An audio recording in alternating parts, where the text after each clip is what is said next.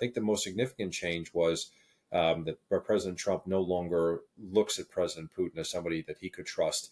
And in conversations with White House officials, members of the press corps, and allies, et cetera, it seems to be that the president's thinking changed because he came to the realization in the last month or two that Putin was not going to be the business partner he thought he was going to be, that guy that was business minded and was looking to, for economic deals and things of those lines.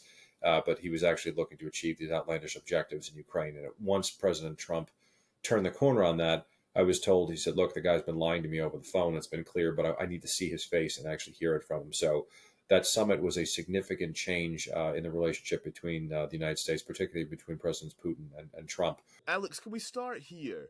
When we review progress made in Alaska, what would you identify as the progress towards peace, of course? What can you pinpoint as things that have actually changed in the last kind of 24 hours or so?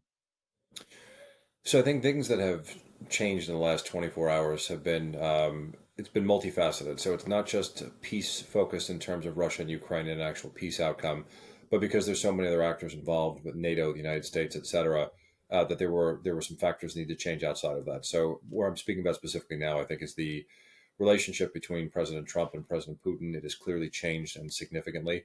I think President Putin realizes that the secondary sanctions that could potentially be imposed upon him, the oil and gas sector, et cetera, would be detrimental to the economy there.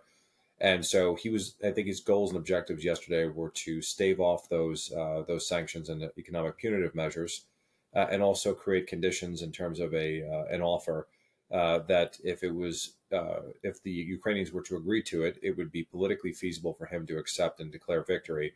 And if they said no, that he would be able to blame the Ukrainians for this peace deal not going through. So I think Putin achieved his objectives yesterday. What he didn't get out of it was what he'd like on top of that, which would be a follow-on meeting with the United States. He, at the end of the time, he threw in Moscow there as a potential location. President Trump didn't take it. President Trump didn't take the bait on any of the flattering comments that he made, and looked rather annoyed throughout the entire event. So I think the most significant change was that President Trump no longer looks at President Putin as somebody that he could trust. And in conversations with White House officials, members of the press corps, and allies, et cetera, it seems to be that the president's thinking changed because he came to the realization in the last month or two that Putin was not going to be the business partner he thought he was going to be, that guy that was business minded and was looking to, for economic deals and things of those lines. But he was actually looking to achieve these outlandish objectives in Ukraine. And once President Trump turned the corner on that, I was told, he said, look, the guy's been lying to me over the phone. It's been clear, but I need to see his face and actually hear it from him. So that summit was a significant change in the relationship between the United States, particularly between Presidents Putin and Trump, which I think, quite frankly, was necessary for us to progress into a deal where Ukraine's equities were a little bit better represented. Okay. I think that's an interesting analysis, actually, that the relationship has changed, that Trump's trust level has perhaps deteriorated when it comes to Putin. Is any of that going to stop Putin getting precisely what he wants by way of keeping captured and conquered land, by way of keeping Ukraine out of NATO, by way of almost just pausing things for now, insofar as he may be able to re-attack or to launch a fresh attack in a few years' time? Is any of that in a safer, more secure place? Bits and pieces of it, but I think overall the picture you laid out is pretty bleak and still remains the case. So I think even if we are to get some sort of peace agreement or long-term ceasefire, Putin will continue information and economic warfare in an attempt to degrade the country because it's still setting the conditions for follow-on action for him down the road. I don't believe he's done by any means. Putin very smartly didn't declare what his overall objectives were at the beginning of this, quote, special military operation, as he calls it, which in reality is a sociopathic, ego-driven land grab, that has no basis in legal, fact or pretext anywhere. This is a country he never thought should have been independent and sort of wanted back.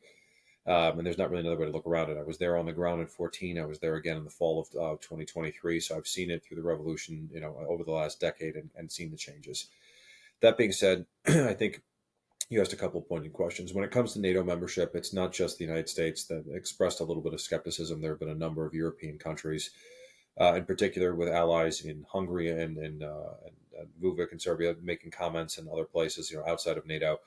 We've seen the Europeans kind of shy away from it a little bit. There's a number of European nations that push for it very heavily. The UK has been leading from the front the entire time, and in several instances, I think, dragging the US by the nose when we should have been leading, which has been rather reprehensible and embarrassing in retrospect watching this over the last few years.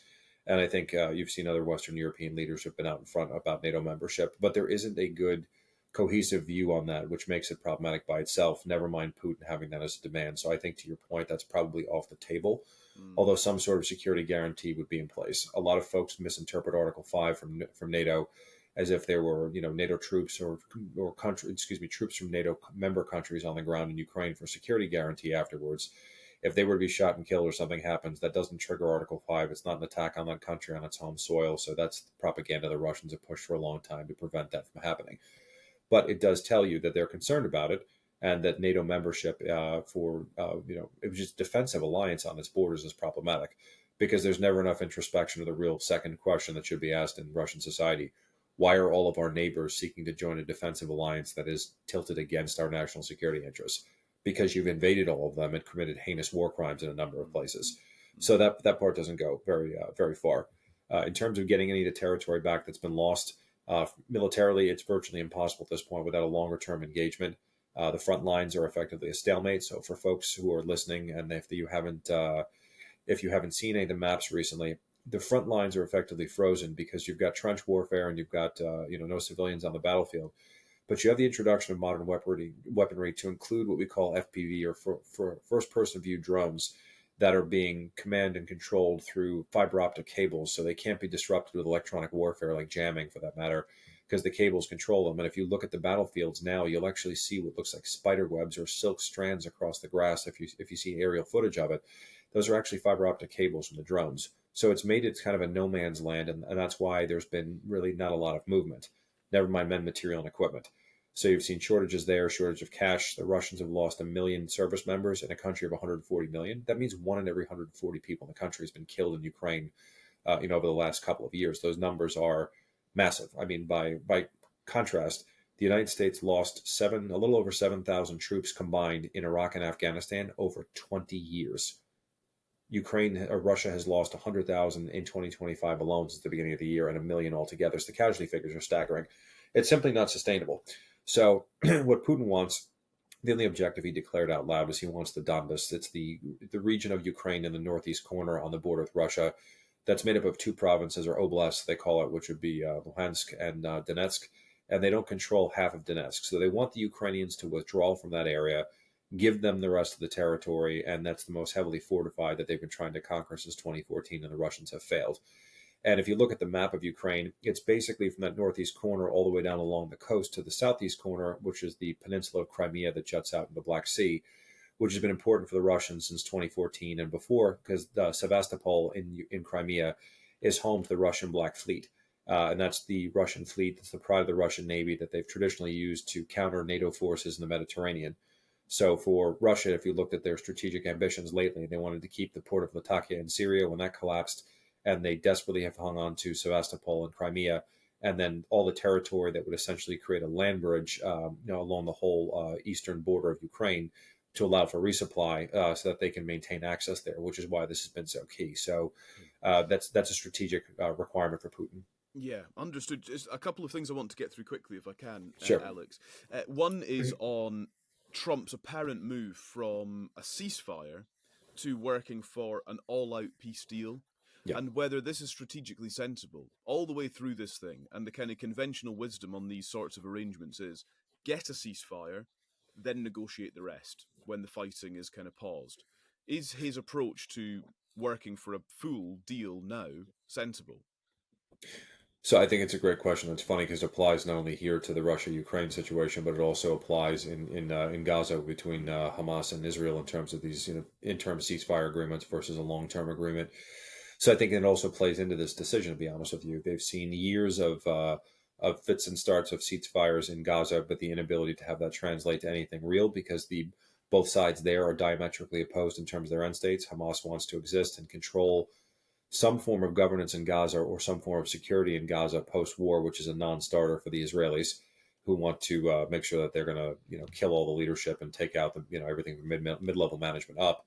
And those are diametrically opposed. So how do you get to an agreement where, if Hamas knows they give up all the hostages, that's their only leverage point, then the Israelis will come in and crush the remnants of what's left.